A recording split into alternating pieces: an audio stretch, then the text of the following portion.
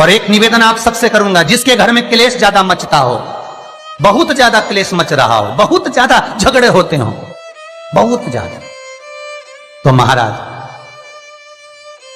शंकर भगवान पर थोड़ा सा चावल एक कटोरी में गला लो, थोड़ा सा चावल गलाओ, गलाकर उसको पीस लो, पीस कर उस चावल में थोड़ा सा चंदन, थोड़ी सी हल्दी डाल लो, उसका उपटन तैयार करो।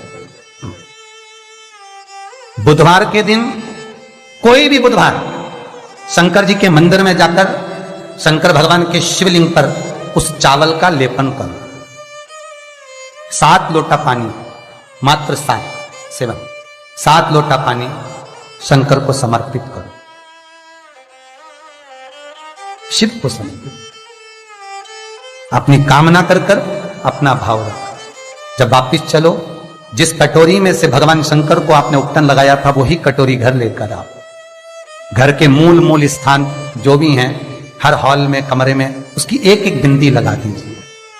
मात्र 3 बुधवार आप कर लीजिए, आपके घर में कभी क्लेश नहीं हो सकता। भूमि का कितना भी दोष होगा, सिद्ध हो। जिस घर में रुपया आ रहा है, जा रहा है, 1 रुपए कमा रहे हो, 100 रुपए खर्च हो रहा है, घर में पैसा नहीं दिख रहा। व्यापार तो अच्छा कर रहे हो, घर में 4 लोग कमा रहे हैं, सब कोई मिलकर कमा रहा है, तो भी पैसा नहीं दिख रहा, तो भी धन नहीं दिख रहा, रुपया नहीं दिख रहा। महाराज, अगर धन संचिता में नहीं पड़ रहा हो, धन संचिता में नहीं आ रहा, तो महाराज शिव महापुराण की कथा कहती है, तिल्ली का लेपन, तिल्ली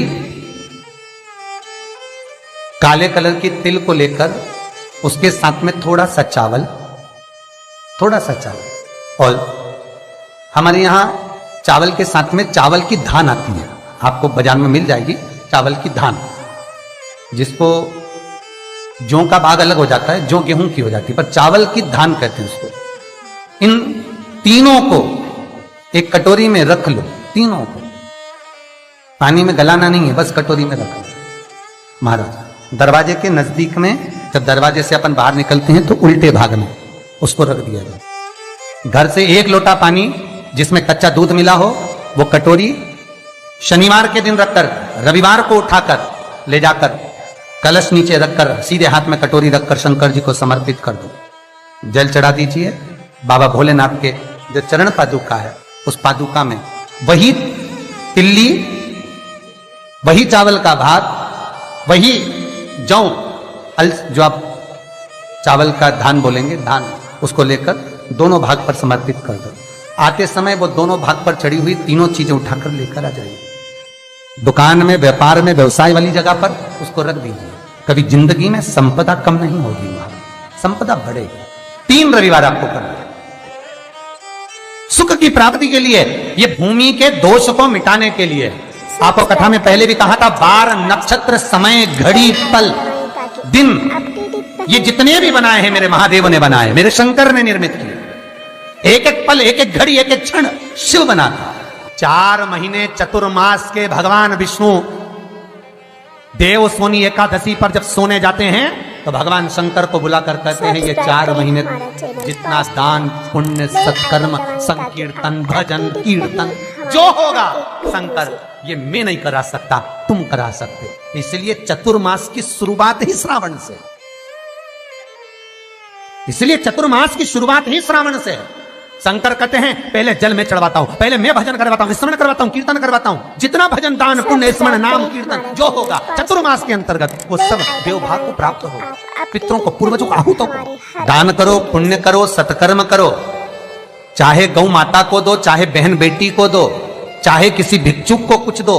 उस समय तुम्हारे चेहरे पर सल नहीं होना चाहिए, उस समय तुम्हारे चेहरे पर, तुम्हारी नैनों में अश्रु नहीं होना चाहिए, उस समय तुम्हारे चेहरे पर प्रसन्नता होना चाहिए।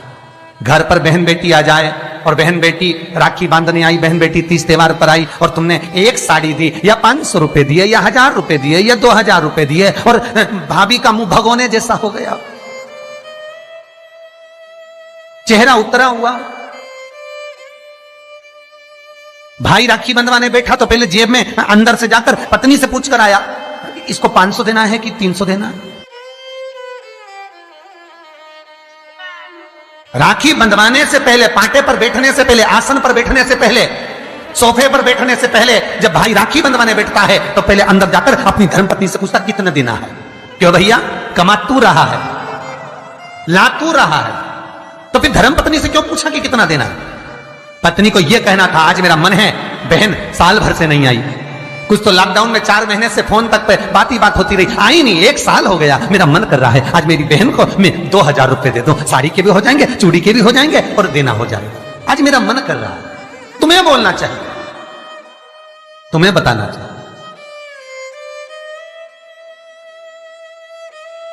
और अगर पत्नी को कहे पति कि तुम 2000 रुपए दे रहे हो तो धर्म पत्नी का फर्ज है, धर्म पत्नी का फर्ज है, क्योंकि तुम भी किसी की बहन हो, तुम भी किसी की बेटी हो, तुम्हारा फर्ज है कि तुम अपने पति को कहो सुनो 2100 दो, मना नहीं है, 500 रुपए अलग से चूड़ी के दे दो, 500 रुपए अलग से बहन बेटी आई है तो गाड़ी का किराया दे दो।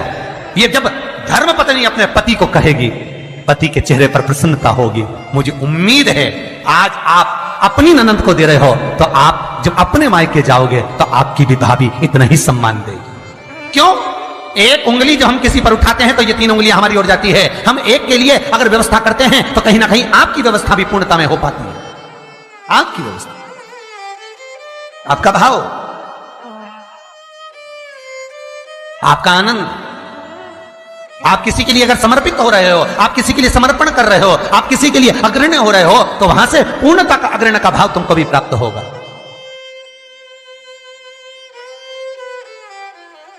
रक्षाबंधन पर भाई राखी बंधवाने बैठ रहा है तो धर्मपत्नी से पूछ रहा है कितने रुपए देना है।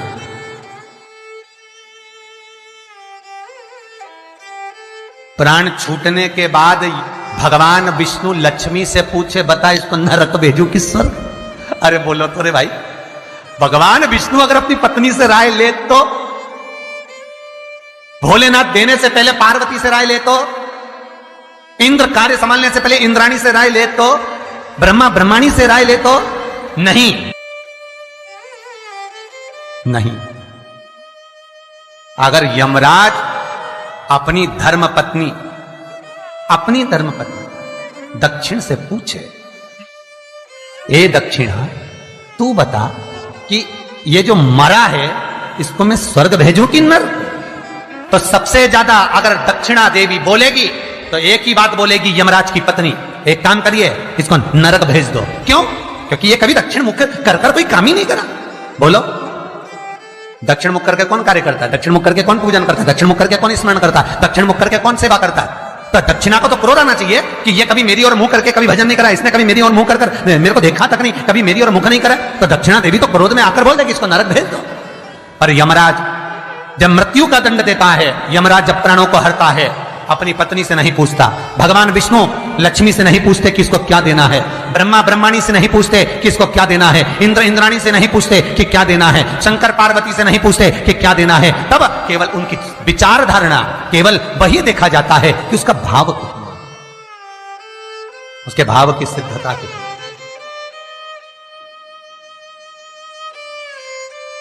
पर आज का जमाना है, बहन जैसे ही आई राखी बांधने, भैया चलो बैठो पाटे पे, अंदर अभी आया, अंदर गया, कितने देना? साड़ी रखी है मैंने निकाल दी है, धर्मपत्नी कहती है साड़ी निकाल दी मैंने, ये साड़ी दे देना।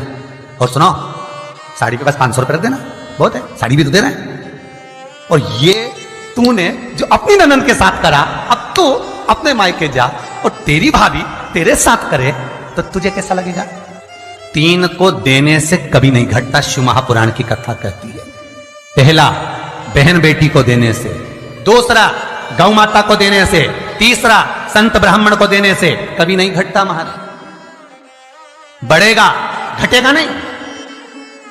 बहन बेटी को देने से कभी घटता नहीं है। तुमने जो दिया उसका 4 गुना अगले साल तक तुम्हें प्राप्त हो जाएगा। गौ माता को 1 रोटी दी है, गौ माता के निमित्त से 1 रुपया निकाला है, गौ माता के निमित्त से 1 रुपया भी अगर तुमने दान करा है, पुण्य करा है, उसके निमित्त का अगले वर्ष तक यही तारीख लिख कर रखना, कितना पुण्य प्राप्त होता है, कितना फल प्राप्त होता है, कितनी लक्ष्मी प्राप्त होती है। देने से घटता नहीं है। तीसरा, संत ब्राह्मण को देने से कभी घटता नहीं है। आपने जो दिया उसका 1000 गुना आपको प्राप्त हो जाता है,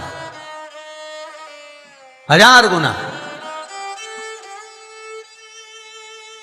श्री शिवाय नमस्तुभ्यं, श्री सब्सक्राइब करें शिवाय हमारे चैनल वास्तु फैक्ट। नमस्तुभ्यं बेल आइकन दबाएं ताकि आप श्री अपडेट रहें हमारे हर शिवाय वीडियो से। नमस्तुभ्यं